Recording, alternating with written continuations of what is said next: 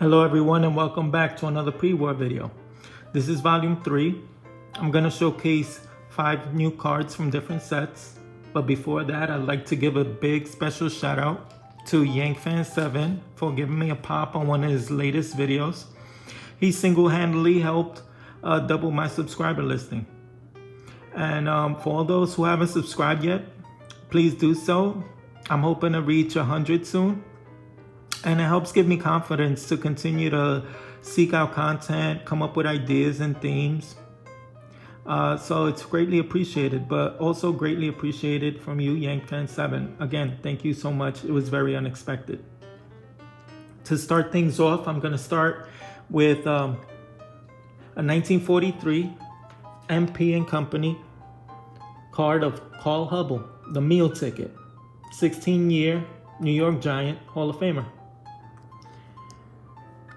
He's a 9-time All-Star, a World Series champion in 1933, twice an NL MVP in 1933 and 1936, pitched a no-hitter in May 8th of 1929. He was a screwball specialist dropped by Detroit because he basically didn't throw hard enough.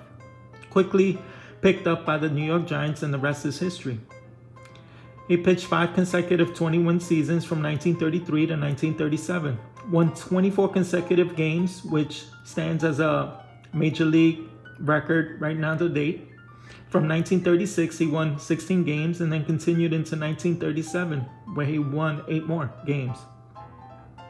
In 1934, he made a name for himself because at the time he wasn't respected as one of the great dominant pitchers, and he pitched 5 consecutive strikeouts to Hall of Famers named Babe Ruth, Lou Gehrig, Jimmy Fox, Al Simmons, and Joe Cronin.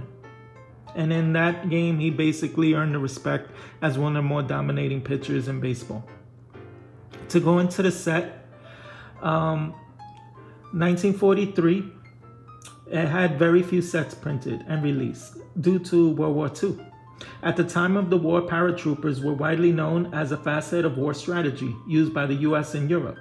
Thus, they used paper troopers as a way of having kids collect to recycle bundles of paper. They gave out PT certificates and patches for this. Some of the paper were used to produce new cards from this set and to recycle. It's widely known that a lot of card sets from like Gaudi and Play Ball were recycled. So unfortunately, a lot of cards were laid to rest due to the recycling. And sadly, it's just lost. But 24 cards were of this set. Some of the names were Joe DiMaggio, Bob Feller, Hank Greenberg, Johnny Mize, Jimmy Fox, Red Ruffing, and Ted Williams. And a lot of these cards suffered from poor registration. As you could tell, the registration on this card is pretty sharp. But often they're very blurry and very out of focus. So they didn't really put too much quality control into the production of their cards. Next up, I'm going to show you a 1930 post famous North Americans card of Christy Mathewson. Christy Mathewson is also a New York Giant who pitched for 17 years. But I'm not going to go too much into his career. It's a blank back. It's cut out. Used to have I think 4 in a panel. I'd rather go into the set. Maybe discuss his shed light in his career in a better card like a T206 or T205. But it was called the Famous North Americans because they wanted to shed light on famous people, not players. Some of the people put into these card sets were Buffalo Bill, Benjamin Franklin, Abraham Lincoln, George Washington, even Pocahontas, Paul Revere, Stonewall Jackson were part of this set. So he's the only baseball player, but quite a big name when it came to baseball players. One of the immortal pitchers, top 3 of all time, along with Cy Young and Walter Johnson. Next up, I'm going to shed light on the evolution of Gaudi cards. I'm going to showcase 3 cards. which show how they've evolved over time. Start things off with a 1934 Gowdy Lefty Grove. This is a grade 3. Lefty Grove pitched for 17 years with the Philadelphia A's and the Boston Red Sox. A 300-game winner, had a 3.06 lifetime ERA, had 2,266 strikeouts. 6-time All-Star, twice won the championship in 1929 and 1930, AL MVP in 1931, and a 2-time Triple Crown winner in 1930 and 31. Has the record for leading the league in ERA 9 times. The set consists of 96 cards, with Lou Gehrig on the bottom and a statement that he would state in quotations in the back, and 84 cards, and the other 12 had Chuck Klein in red on the bottom. It's very sought after, especially the Lou Gehrig in this set. He has 2 cards. That card's probably one of the most expensive cards you could hope to own. Next up, I have a 1936 Gowdy R322 set of Hank Greenberg. This set took a step back with black and white, but they used real pictures in this set.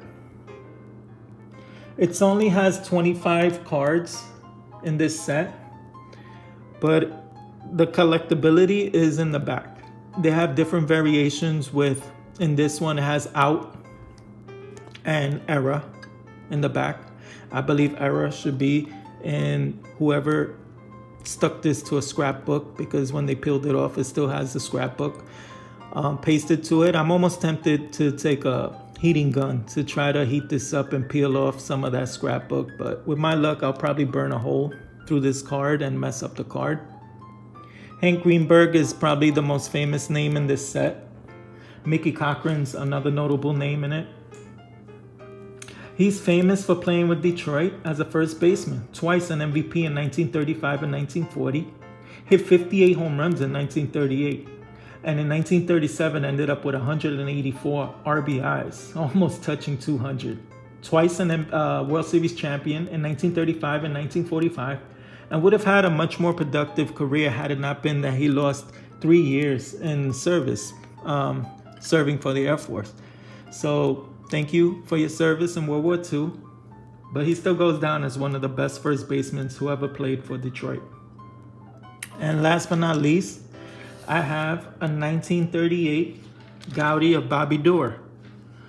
Bobby Doerr played 14 years for the Boston Red Sox as a second baseman. A 9-time All-Star, had a lifetime average of 288, and twice hit for the cycle. As you could tell, Gowdy got lazy with the layout in the back because they recycled the same layout used in the 33 and the 34 Gowdy set. So they basically didn't put too much into the thought process and layout of some of the cards from year to year, but what they did do was switch it up with this comic style art. They used the real life picture rendering, but then they surrounded it with this comic style art, which is wishy-washy amongst collectors. Some love it, some don't. They have 2 series of 24 cards. The first series is all blank, nothing on it other than the border. And then the second series is of the same 24 players, but they have comments and art on it. It's a very nice card. I like it. I appreciate it for being different. Some of the most notable names is obviously Joe DiMaggio and Bob Feller. And it's highly sought after for those 2, even though it's not the rookie card of Joe DiMaggio, but it's highly collectible.